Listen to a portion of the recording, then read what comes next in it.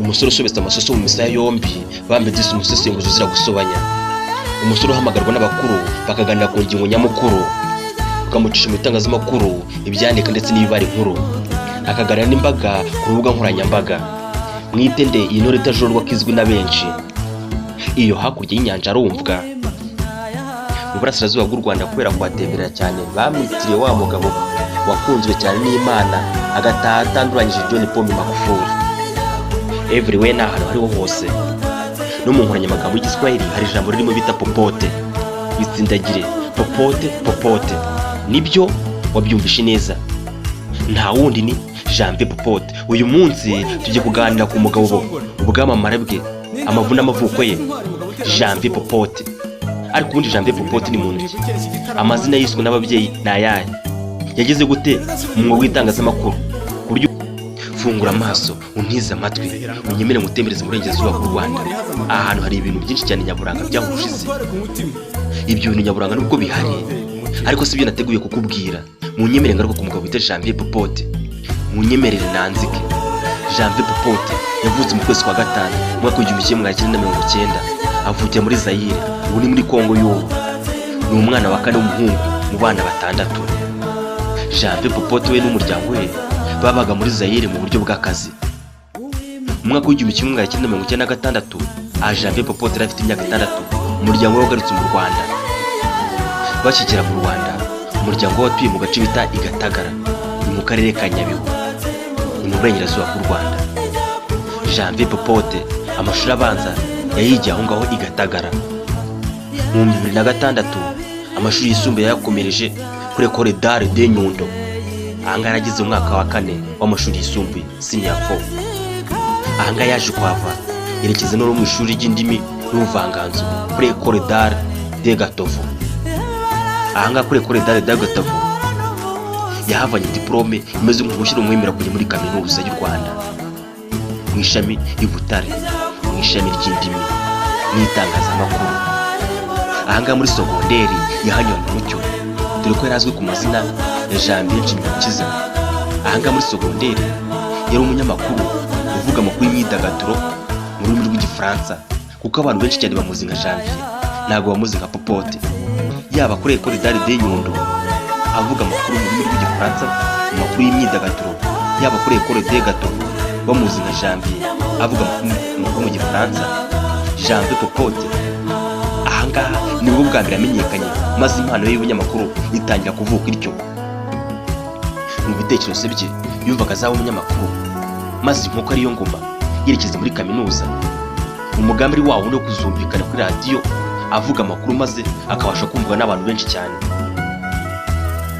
Mu 2009 Janvier Popote yitabiriye ingando icyiciro cya 8 kimwe n'urubyiruko bagenzi be. Abanyeshuri bari barangije amashuri yisumbuye ya segonderi batangiye kujya mu ngando. Ahanga bagombaga gutozwa ishyaka ry'u Rwanda, gukura bakunda igihugu ndetse no kuzarinda ubusugire bwacyo. Batozwaga kandi kuzavamo abagabo, bakaba abasirikare bazarinda igihugu, bakazavamo abagabo babasha gushinga ingo zabo neza kandi bakagerageza kwishakamo ibisubizo. Abakobwa bari barimo bo bigishwaga kuzavamo abagore b'ejo hazaza, bagakomera ku muco nyarwanda, bakabyarira igihugu.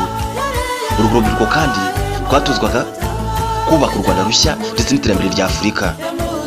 Muri icyo cyanya batozwagamo bigishwaga ibintu bitandukanye: imyitozo ngororamubiri, gutarama, ibiganiro binyuranye byo kubaka igihugu, ndetse n'ibyo biti bitamaduni. Ibitamaduni bahari amasomo menshi cyane bigaga, meza cyane kandi akomeye, arimo imyitozo ngiro. Aha Janvier Popote yazunguje ubwonko atekereza ku cyo yakora. Nk'umuntu wakigitwaga n'impano y'ubunyamakuru, azamura urutoki maze azisaba umuyobozi urushinzwe icyanya kumuha umwanya, maze akajya avuga amakuru y'ibyabera aho ngaho mu cyanya barimo batorezwamo. Maze niko kumwemerera, maze kimwe na bagenzi be bahita bashinga radio muri icyo cyanya, maze bakajya avuga amakuru neza cyane, bakabasha gususurutsa izo ntore zari zatangiye kwitabira iyo ngando. Icyo gihe mu 2009 hari amaradiyo menshi cyane yarakomeye mu Rwanda: Radio Rwanda, Flash FM, Contact FM ndetse n'andi maradiyo.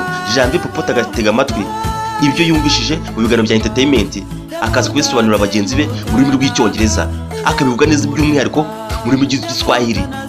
igiswahili yabivugaga neza cyane nk'umuntu wavukiye Dar es Salaam, maze abari aho ngaho bose mu kuri ingofero batangiye kumuvugiza impundu. Iyo yafataga mikoro muri uwo mugoroba bose bavugaga icyarimwe bati Janvier Popote, Janvier Popote. Ahangaha bari bamuzi nka Janvier Popote rya yitaraza, ariko ijambo Popote ryo ryaje riti.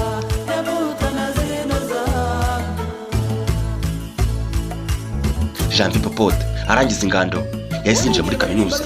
Mu mwaka we wa mbere yawize neza, mu mwaka wa kabiri arawiga kuko arawunonosora, dore kanga aribwo yatangiye kwimenyeza umwuga w'itangazamakuru muri studio za Radio Salus. Aha yahure na mugenzi we Isumaheli Mwanafunzi, bombi bicaye muri studio za Radio Salus mu mwaka umwe kandi mu bihe bimwe. Janvier Popote yaheri mu kiganiro bita Ongea na Radio Salus, cya kiganiro cyatambukaga mu rurimi rw'Igiswahili. Icyo kiganiro intego yacyo ari kwigisha no kuvuga neza ururimi rw'Igiswahili mu baturarwanda, mu gihe mugenzi we Isumaheli Mwanafunzi we yatambutsaga amakuru mu rurimi rw'Igifaransa. Akigera muri studio za Radio Salus yahise atangiye guhimba akaboroke ke ka mbere. Bloge ye ya mbere yayise Janvier Popote wilipo.wiloverblog.com. Ahangaha abamuhamagaraga ndetse bakamwandikira ku bitangazamakuru batangiye kumwita Popote. Popote bihinduka Popote aryo izina riramamara, nguko izina rye Popote ryamamaye ahita ashyiraho Janvier, bihita bihinduka Janvier Popote. Janvier Popote akubwira ko Radio Salus ari pipinyeri y'abanyamakuru.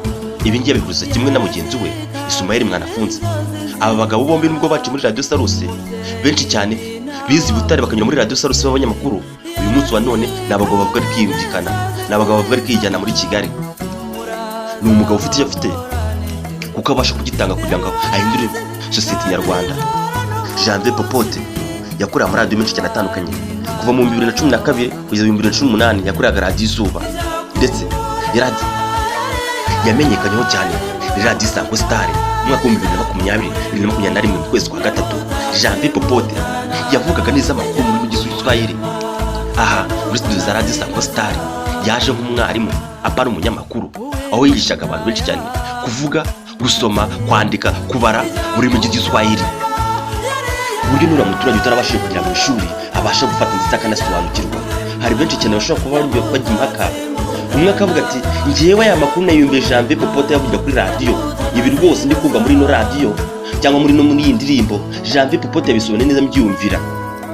Janvier Popote umusore ufite uburangijwe n'igikundiro wakomeje kwigarura benshi cyane muri ino dutuyemo. Uyu munsi mu isara abantu batunze miliyari n'amamiliyari, ariko ubumenyi bwa Janvier Popote ntiwabona ikiguzi wabugura. Ubwenge bwa Janvier Popote bumeze nk'igiti cy'inganzamarumbo cyera imbuto abantu babasha bagasoromaho ndetse bakabasha kuryoherwa maze bakabona intungamubiri. Janvier Popote azi kuvuga neza indimi zose zikoreshwa mu Rwanda: Ikinyarwanda, Icyongereza, Igifaransa, Ikidage, by'akarusho akamenya kuvuga neza Igiswahili akibwira neza nk'umuntu wavukiye Dar es Salaam. Janvier Popote ni umusore ukunda kujya aho abantu bari, ntagatinya kamera. Iyo wamuhamagaye ushaka kumukora n'ikiganiro ni imfura cyane, aritabira, yitabira ubutumire. Iyo aganira n'umuntu wamutumiye ashaka kumubaza ibibazo, Janvier Popote amwitegereza mu maso ari nakacisha amara kamwemwe, maze ikibazo abashijwe akabanza kugitekerezaho neza maze agasubiza neza nta mususu, agasubiza kuko igisubizo kuko gitomoye. Janvier Popote ubu ni umunyamakuru wabigize umwuga, afite igitangazamakuru da Popote TV ndetse akakorera na radio y'Abadage Deutsche Welle. Janvier Popote ni umusore ukunda imyidagaduro, yava cyangwa ajya mu kazi mu modoka harimo agenda yumva injyana ya hip hop ndetse na afrobeat. Izi njyana ziramufasha zigatuma abasha kugenda ashyira ibintu byo kuri gahunda, zikamufasha kuruhuka kuko ziba zirimo ubutumwa kandi koko bwihariye. Janvier Popote abanyamakuru benshi cyane ndetse n'inshuti ze bakorana bakunda kumufana ati eshe uzashaka umugore ryari. Janvier Popote akabasubiza yisekera agira ati mwebwe nimutuze nibimenyekana umunsi narongoye mwese muzabimenya, isi zarayimenya ko nakoresheje ubukwe. Janvier Popote ijwi akoresha kuri radio naryo ijwi akoresha iyo umuhamagaye kuri telefone, byombi rwose nta na kimwe kiba gihindutseho, ijwi rye ni rya rindi. Ku bijyanye n'amafunguro cyangwa Janvier Popote ibiryo arya, ibyo byo rwose nk'umugore, icyo umutima ushaka n'icyo arya.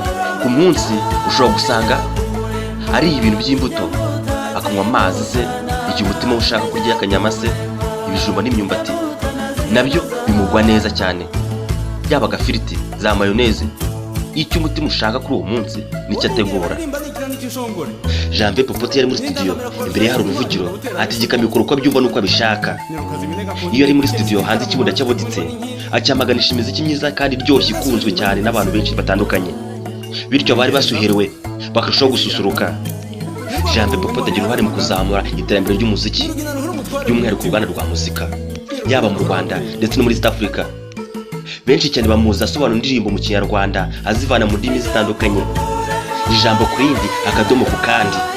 Abenshi cyane ntibakwibagirwa indirimbo yasobanuye: Cinderella ya Alikiba, Mumwe Bwege ya Bushoke, Karibu Kanairo, Karibu Kenya ya Major guturuka mu gihugu cya Kenya, Starehe ya Feroz na Professor J, Anita Wangu ya Matonya na Red JD, Mapoz ya Mr. Blue, Baker ya Dr. Chameleone, Never Give Up ya Harmonize, n'izindi nyinshi cyane wibuka tutavuze hejuru. Ubu Janvier Popote akukirwa n'abantu benshi cyane batandukanye kuri uyu mubumbe utuyemo bitse. Abenshi cyane bamufollowinga bamwandikira kuri za Twitter, Instagram, WhatsApp ndetse no kuri telefone. Uyu musore n'umuhanga koko, bivuze sinabangiye kure y'ukuri. Janvier Popote no mu bihe bizaza azakomeza kuvuga nk'umusore wagiriye isi akamaro. Mvuze ko Janvier Popote na mugenzi we Sumael Mwanafunzi, mvuze ko aricyo bahinduye muri ino si, by'umwihariko muri Kigali, mu gutara, gucukumbura documentaire, ibiganiro bitandukanye byakoze mu mitwe y'abantu benshi cyane bikabajijura. Ntabwo nawe ngiye kure y'ukuri. Muri iki kinyejana cya 21 bahinduye byinshi cyane bijyanye n'itangazamakuru. Urubyiruko rubatega amatwi rwifuza kumera nkabo, bakavuga nkabo, bagasa nkabo, ariko umuntu burya arivukira. Niba leta ibona ubuhanga bw'aba bagabo, bagakwiriye kubakirwa ikigo cyigisha abana bafite impano yo kuvuga amakuru bo kuzaba intyoza. Ibi byazatuma ireme ry'uburezi ribasha kugira agaciro kimwe n'ireme ry'itangazamakuru. Iki kigo kikaba ari nka academy kigisha, kigatoza abana mu kuzaba intyoza mu kuvuga neza amakuru ndetse n'izindi mpano zitandukanye. Iki kigo kikitwa ikigo cy'iserukiramuco nyarwanda. Janvier Popote, reka twifurize gukomeza gutera imbere no kuramba. Tukwifurije ishya n'ihirwe, uzakomeze kurambagiza ubwenge bwawe aho kugira ngo ukomeze urambagize uburanga. Ubwenge bwawe bumeze nk'isoko abantu bavomo bakabasha gushira inyota.